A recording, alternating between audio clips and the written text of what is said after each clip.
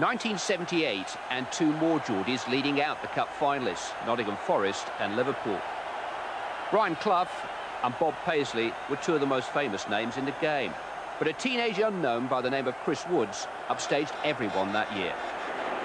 Now Case. Oh, and now McDermott, and a goal!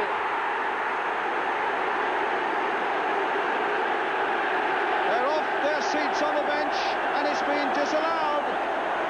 Well, what was the infringement there?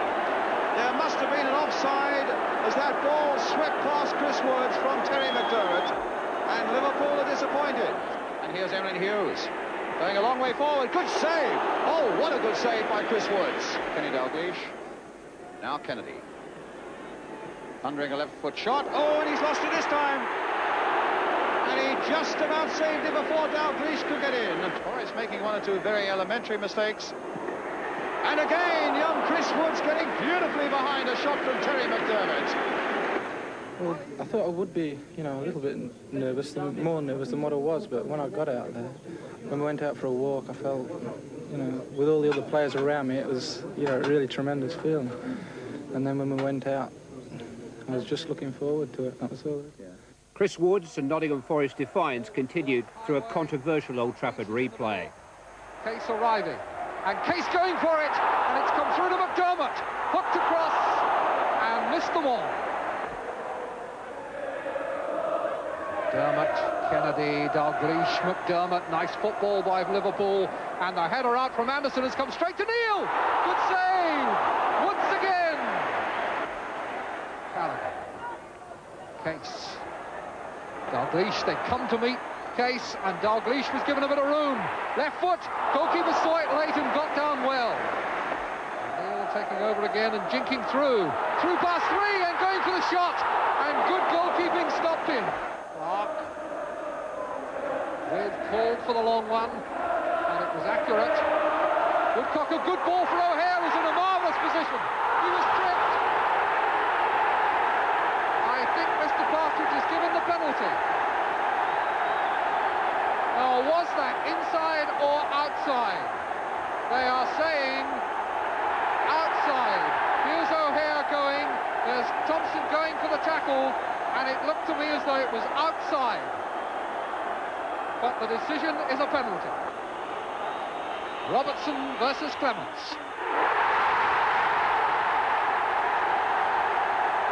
So the deadlock is broken. Dalglish is onside. Bernsey has to beat again. McDermott through the middle into the gap. Beautifully taken. The flag is up. It won't count. Now the referee has taken the signal from the linesman of handball, and that is going to be another very controversial decision. Liverpool's subsequent domination of the competition was probably born out of their sense of injustice that night. Phil Thompson was fined for criticising the referee over the penalty.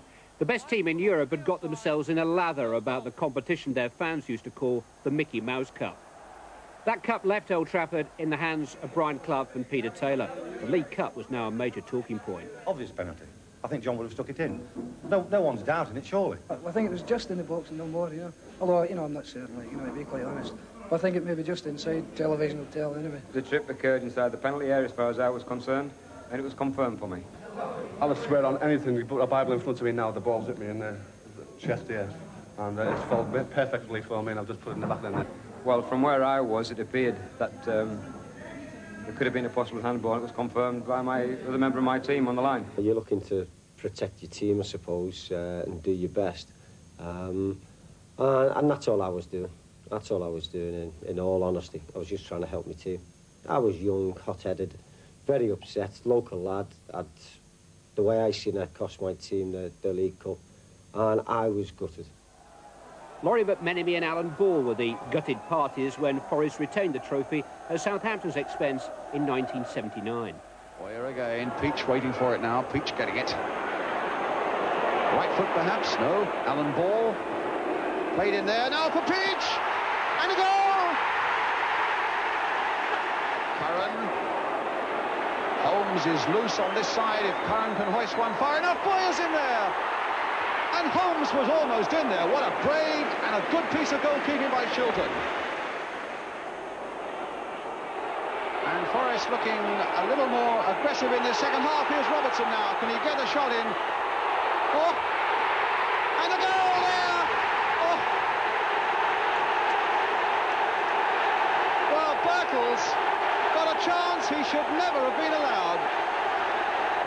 People like Alan Ball and Williams and Holmes have got to get hold of that midfield, and Gemmell is having such an influence on Forest in this opening period of this second half. Here's Birtles. Well, I never did. What was Geno doing there? I thought for a moment the whistle must have gone. And it very nearly did for a goal. Playing it on. And Waldron... Oh! Yes! A bobble very nearly did him there, and it may well have done, as Woodcock takes it up. Played there for Birtles! Offside! Offside! No goal! No goal! Barrett. Now Birtles. Going all the way, Birtles!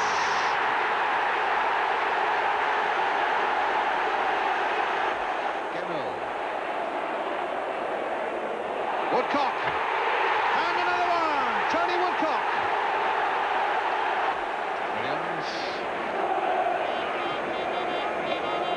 Waldron right in there, and Curran in here.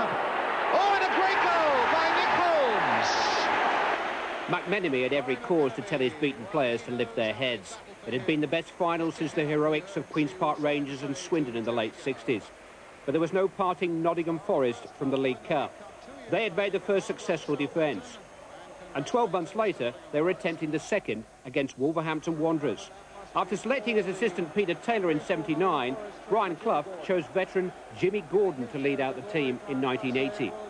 Forest's semi-final victims had been Liverpool, victim of another of those penalty awards. Oh, penalty is it? It is!